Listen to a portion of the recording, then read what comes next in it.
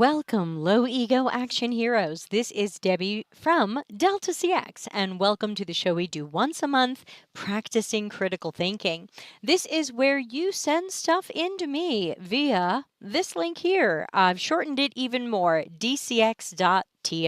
Just go there and you'll find all the links for everything related to all of our communities, Patreon, Slack, Discord, YouTube, how to send stuff into shows, how to get coaching with me, our new mastermind and support group. It's all there. So that is your one-stop shop for everything from our multiverse. This reminds me to thank our Patreon members. We've got lots of free Patreon members who I'm very grateful for, and some paid Patreon members. Thank you very much for supporting the content and the work that I do. So please consider joining our Patreon. At least it separates, it gets the algorithms out of the way. I know if I send something, you're going to see it. I am on vacation, so my video is probably a little bit slow today, a little choppy. Hopefully my sound is okay, but that's fine because this is Practicing Critical Thinking and I am not the star of my own show. We are going to share my screen and take a look at what everybody sent in, which in this case is only two things. So here we go. Let's see. Hopefully this is, yes, here's me and the chat room. And so people sent in two things. The first one was something from Luke W. And the comment that came with it was, I feel like he's put out some good examples, but these are the easy ones in my opinion. In a world where we're bombarded by similar product every single day, if you have 1 minute of users' time, how do you communicate without marketing and branding that you bring some value to users that others can't? Okay, so let's see what Luke W. said. And this is audience participation. I've got the chat room open. If there's something you agree with, disagree with, or think, please type it in and hopefully it'll come up there on the chat. So this is from a couple of months ago, and it says the most valuable contribution product designers can make to software is making the core value of a product clear to the people using it. Yet over and over again, this seemingly simple objective doesn't get met. Why? Making the value of a product clear through use, especially first-time use, is how to create customers. You can tell people all you want about your product's benefits through marketing, onboarding, or a rigorous sales process, but it's only when they experience the value for themselves that things click. They know why your product matters to them and they tell other people about it. In an ideal state, everyone that should, not all products are for all people, be able to get to this state with your product does. But life is not ideal and many factors get in the way of making product product value obvious to people. So many, in fact, that I put together a 90-minute presentation on the most common ones. To summarize, an always increasing set of objectives gets in the way. Adherence to a design system or technical architecture, the alignment of different perspectives, mimicking what competitors are doing, and so on. These dynamics end up becoming the requirements that drive a design process instead of a relentless focus on making product value clear. Okay, so we're a bit into the article. I don't know if anyone has any comments they want to put up. I don't know if I'm missing them. You see nothing on my screen. But so far, I think he's making a good point, but I don't yet know what to do about any of this. What can I do if I'm working at a company and I feel like our product doesn't deliver clear value? What can this person help me do? Obviously, I can go watch their 90-minute presentation. I can go watch. There's a whole bunch of YouTube videos here, but let's see. Here's two short videos from my aforementioned Mind the Gap talk. In the first, I redesigned the front page of an e-commerce site to make its value clear up front. The process includes both visual and interaction design changes and pushing back on internal requirements. That's really hard. I think a lot of teams can't push back on internal requirements. In the old days, we in UX used to be treated like we weren't doing our job correctly or at all if we did not follow the requirements. So I think we have to take a look at the idea that what Luke says could make sense and could be a good way to go, but kind of requires that you are at a company that wants your feedback and might listen to your feedback versus a company trying to make you an order taker who says, nope, these are the requirements, do them. We don't want to hear what you think about them.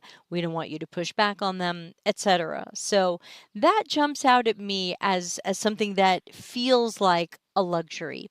So better, this is, so you can see from the screenshot here that there's a big picture. It says edgy, undone, and effortless. Start September with a new state of mind. And then it's just a bunch of buttons. What's new? Dresses, shoes, accessories. So I think the question is, how does he know the value proposition of this company? Because he says he's going to redesign the homepage to better make the value proposition clear, but how does he know what that value proposition is or should be? Did he work at that company? Because that's another mistake we might make, especially is, oh, I'm getting an ad. Hold on.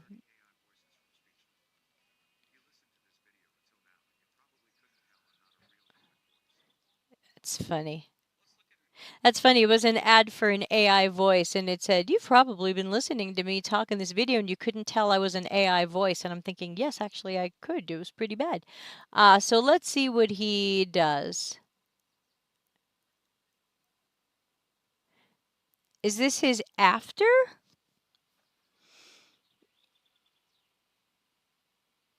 This is the before.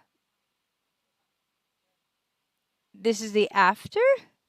That didn't seem like a dramatic change. Did I miss something? Am I misunderstanding something?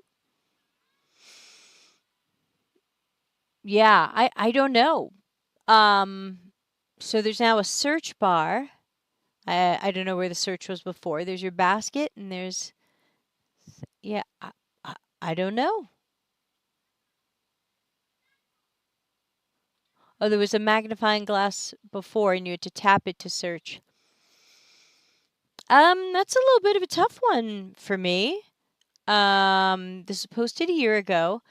Um, yeah, I'm not sure that his redesign changed the page enough for it to really feel like he's made a real difference in how that value proposition was presented. So I'm not going to look at the second one, but and this is Vivo, and teams building products talk about the value they hope to provide. They've internalized it.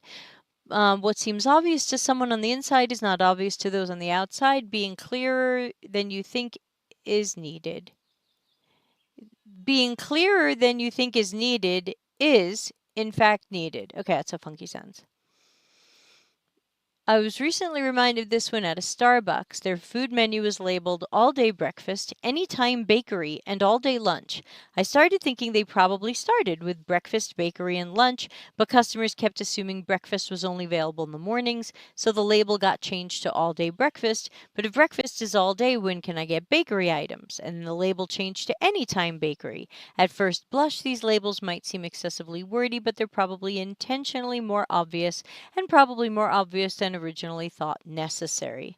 So I think he makes some interesting points about writing and designing for users and for value, but it's not like he taught you how to do that. And I wasn't totally sold by his first example. So, 2 or 3 dogs out of 5 on this one. Let's take a look at the next one. And the note that I got with it said nothing.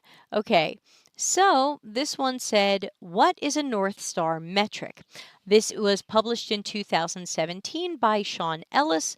I'm not a fan of Sean Ellis. I'm not against him, but he's got a famous metric named after him, and I kind of don't believe in that metric. And so that's my micro opinion of him, though I haven't read this. So, what is a North Star metric?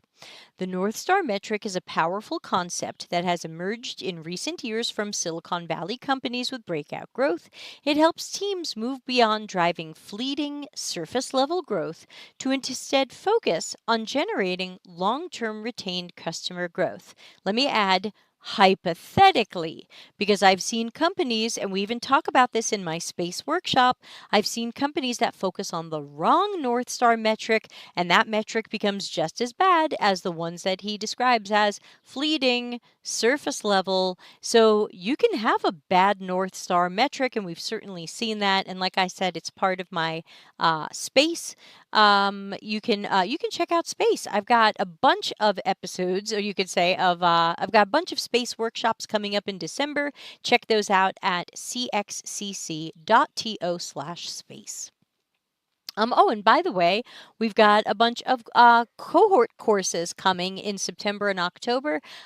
Some of them are live, a few of them are still being planned, so I'll have more new announcements coming. You can see them at cxcc.to/cohorts, COHORTS. The North Star metric is the single metric that best captures the core value that your product delivers to customers.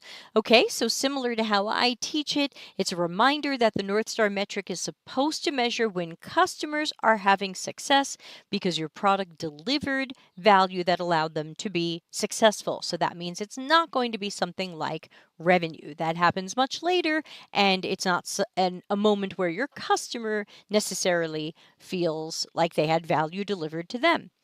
Optimizing your efforts to grow this metric is key to driving sustainable growth across your full customer base. Airbnb's North Star metric is nights booked. This example captures value delivered to both guests and hosts. Facebook is daily active users, though in space we talk about how that might not be a great one. That could easily be a vanity metric and something that Facebook aims to manipulate. So again, just because a company calls something a North Star metric doesn't mean it's a good one, doesn't mean that it won't drive our teams in some bad directions. To uncover your North Star metric, you must understand the value your most loyal customers get from using your product. I would say the value any customers get, or most customers get from the product. Then try to quantify this in a single metric. There may be more than one metric that works. Try to boil it down to one. When growth is broken down to actual value delivered to customers, it becomes clear this is not just a marketing responsibility.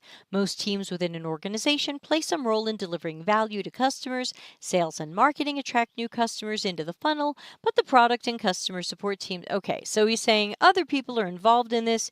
Don't just think this is one group examining this. And let me just check if there's any comments that I'm missing. Okay, let's see. Not yet. Okay. So, let's see what else he says. Use the North Star metric to drive growth. Once you understand your North Star metric, it's important to document the variables that work together to move this metric. These variables generally include parts of the customer lifecycle, such as new signups, new user activations, and improving engagement and retention of users. We talk about this in space too. We talk about the input metrics that eventually feed the North Star metric. I'm not too sure what I'm supposed to say about this. And it's over. So I think this article is okay as a micro introduction to North Star metric, but I get the feeling that people will generally walk away from this article still really not knowing what to do, still not knowing if they have an input metric or a North Star metric or a vanity metric or a business focused metric or customer metric. So I think that this article is not enough. And maybe it was a good introduction in 2017, but I think now it's unfortunately just not enough for people to really understand good North Star metrics and to not make a mistake. I think you could still make a mistake here. Okay, so we did that one and we did that one. Let's go back to a giant picture of me. Okay, so that is the show. And we can cut it short today because we didn't get a lot of stuff sent in for practicing critical thinking. But thanks to people who are watching along. Hello to the people I see you on LinkedIn and on YouTube. Thanks to people who dropped by. We do this once a month. So if you want to send something in for me to look at and tear apart and react to and do some critical thinking around, just send it on in. dcx.to will have all the links for everything. Any question you have for me, the answer is probably in one of those links. So go check out that page and make sure you've joined our community in Patreon or Slack or Discord, just so we can make sure that we have a great way to stay in touch with you outside of the algorithm universes like on YouTube and LinkedIn. With that, I will say thanks to everybody. Have a super weekend, and probably see you Tuesday for Q&A AMA, and you can send in a question early if you would like. I will be doing that for my vacation as well, so I will either be outside with some nice scenery or inside the camper again. Thanks again, everybody, and have a super weekend. Bye.